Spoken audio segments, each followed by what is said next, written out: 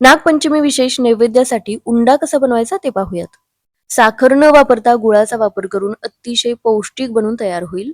कढईमध्ये सुद्धा अगदी छान तयार होतो, आतून सुद्धा मस्त जाळीदार बनेल.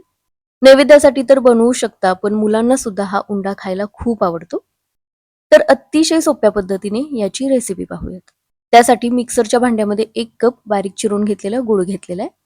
यामध्ये 1 कप उकळून थंड झालेलं दूध घेतलं. मिक्सरला 3 ते 4 वेळा फिरवून घेतलं. यामुळे गूळ दुधामध्ये व्यवस्थित विरघळला जातो. आता हे मिश्रण आपल्याला गाळून घ्यायचं आहे, म्हणजे गुळाचे छोटे छोटे खडे राहिले असतील तर ते सुद्धा बाजूला होतात. आता कढईमध्ये 1 चमचा तूप घेतलेला आहे. तूप चांगलं गरम झालं की यामध्ये 1 कप बारीक रवा घ्यायचा. यासाठी शक्यतो बारीक असलेलाच रवा वापरायचा किंवा उपम्याचा रवा मिक्सरला वाटून घेऊ शकता. यामुळे उंड्याला बाइंडिंग खूप चांगलं राहतं.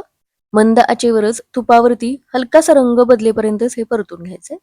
हलकासा रंग बदलायला सुरुवात झाली की यामध्ये अर्धा कप गव्हाचं पीठ घेतलेलं आहे. गव्हाचं पीठ सुद्धा आपल्याला 3 ते 4 मिनिटे मंद आचेवरच परतून घ्यायचंय. या सगळ्या गोष्टी छान तुपावरती परतून घेतल्यामुळे उंड्याला चव सुद्धा छान येते. 3 ते 4 मिनिटानंतर 3 चमचे यामध्ये तीळ घेतलेले आहेत. हे सुद्धा 1 मिनिटभर यामध्येच परतून घेतले. आता यामध्ये आपल्याला अर्धा कप ताज्या नारळाचं चव घ्यायचंय, किंवा या ठिकाणी किसून घेतलेलं सुकं खोबरं वापरू शकता किंवा डेसिकेटेड कोकोनट सुद्धा वापरू शकता. पण ताज्या नारळामुळे याला चव खूप छान येते. हे सुद्धा पुन्हा 2 ते 3 मिनिटे परतून घ्यायचं.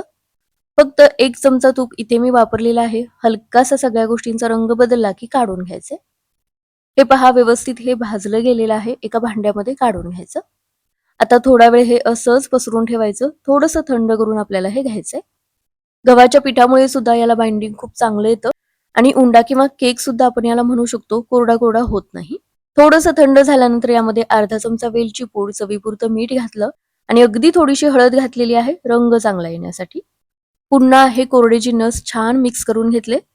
आता यामध्ये आपल्याला पाव कप तूप घालायचे. तुपाऐवजी तेल सुद्धा वापरू शकता. यामुळे उंड्याला छान असा ओलसरपणा येतो.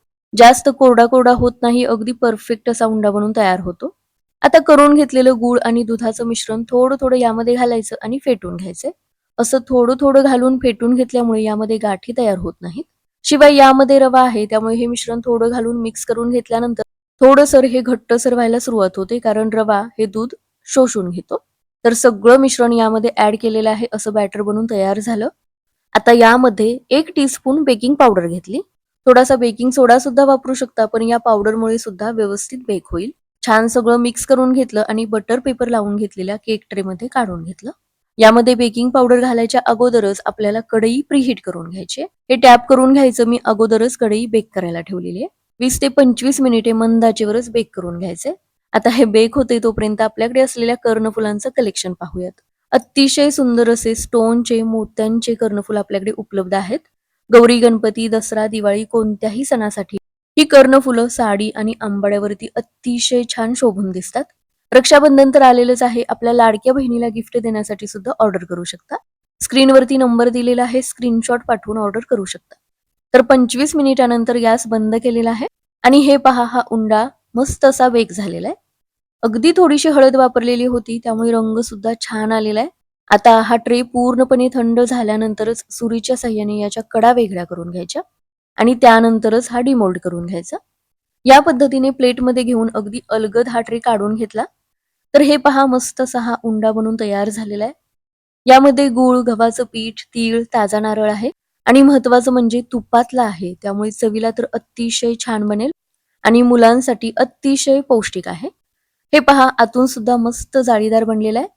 गुळाचं हे प्रमाण अगदी योग्य आहे. अगदी परफेक्ट गोड असा हा उंडा बनून तयार होतो. नागपंचमीला नैवेद्यासाठी तर नक्कीच बनवू शकता, पण मुलांना सुद्धा याची चव खूप आवडेल. मुलांना तर केक खायला आवडतोच. या पद्धतीने गूळ आणि गव्हाच्या पिठाचा हा केक नक्की बनवून पहा.